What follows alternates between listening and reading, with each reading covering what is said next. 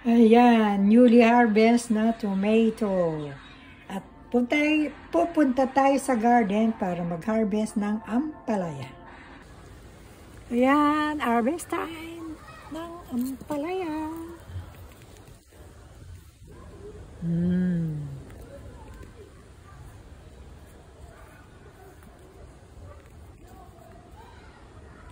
Yan pa.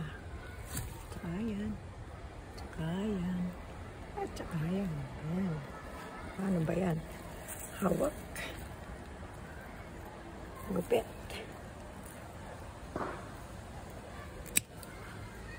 Ayan.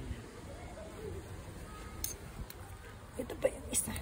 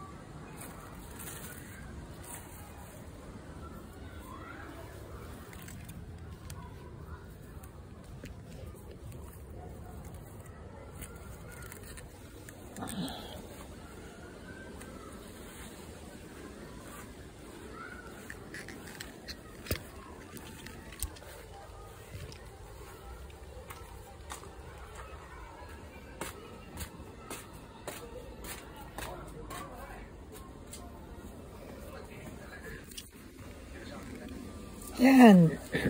Tapos na tayong mag-harvest.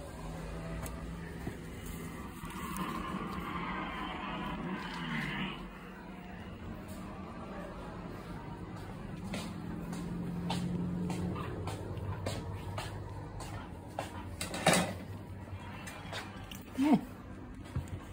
Ampalaya. Harvest time. Ayan. Ayan. Ayan. At ayan pa. Oh, isang ka pa. Ayan ang mga na-harvest sa garden na ampalaya. Oh, diba? Dito lang yan sa garden namin. Dito sa UK. Okay guys? Magluluto tayo bukas ng tortang ampalaya or lagat ampalaya. Lagat ampalaya with egg. Okay, good morning. Magluto. Yung inharvest natin ampalaya kahapon, iluluto natin ngayon. Ayan, hiniwa-hiwa ko na. Mga sahog, kamatis, hipon, sibuyas, bawang, asin. At mag-air fry tayo ng salmon. Okay. Ayan, isasalang na natin sa air fryer. Yan, naglagay tayo ng mantika, olive oil, sibuyas at bawang. Hintayin natin maluto.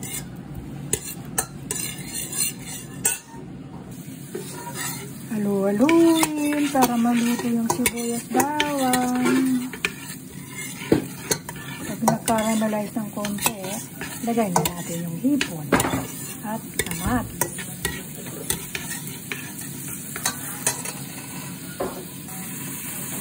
Yan, okay. Lagay na itong kamatis.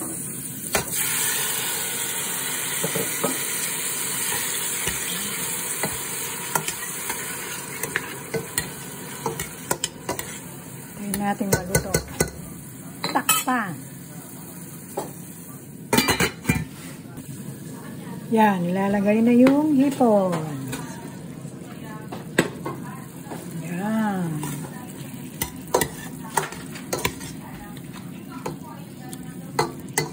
Tayo natin maluto yung mga hipon bago ilagay yung ampalaya.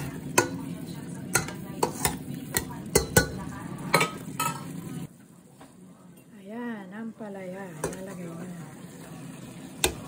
Okay. Haluhin natin ng konti.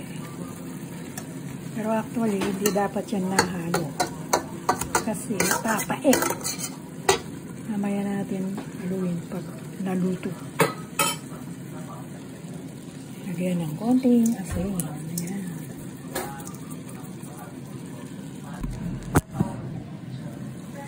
Yan, lagyan na natin ng itlog. Ayan. Spread yung itlog. Okay. Haluin natin. Ayan siya. Ang sarap. Palambutin na lang natin ang ampalayan. Dapat ano lang ang apoy. Medium na apoy. Yung hindi masusunog. Tikman natin ang ampalaya. Malambot na siya. Luto na siya. Tikman natin.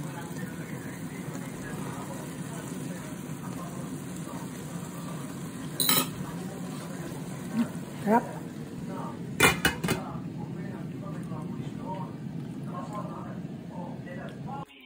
Ayan ang ating finished product. Lagat apalya, with rice and salmon. Ayan siya. Okay. Have a nice lunch. Bye.